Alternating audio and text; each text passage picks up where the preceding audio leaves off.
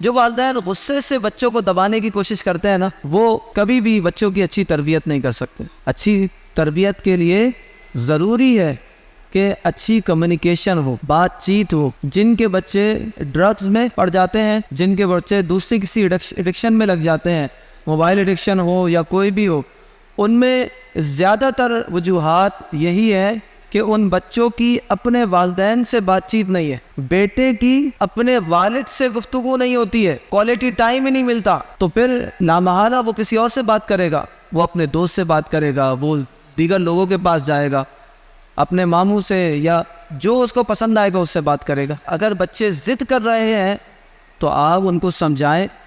وہ آپ سے کہتے ہیں کہ نہیں، آپ ہمیں یہ چیز لے کر دیجئے، ہماری یہ خواہش پوری کیجئے، باہر گھومنے جانا ہے، آپ کہیں بالکل جانا ہے، جائیں گے ضرور،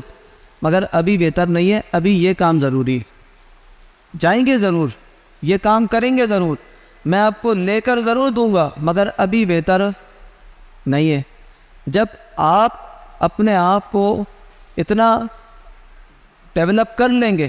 کہ اپنے غصے کو بھی کنٹرول کر سکے اور بچوں کو بھی سمجھا سکے، تو پھر خود بخود بچوں کو یہ بات سمجھ میں آنی شروع ہو جائے گی۔ کبھی کبھی ایسا بھی ہوتا ہے کہ بچے جس چیز کا تقاضا کرتے ہیں، ہماری جیب، ہماری انکم، ہماری جو فائننس ہے وہ اتنی نہیں ہوتی کہ ہم بچوں کو وہ چیز لے کر دے سکیں۔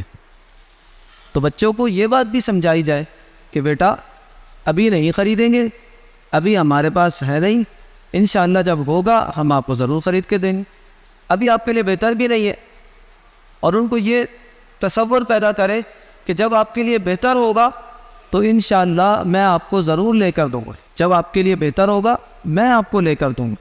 جب اس طرح کی کمیونیکیشن، ایسی گفتگو آپ میں رہے گی اور والدین اور بچوں کے درمیان رہے گی، تو خود بخود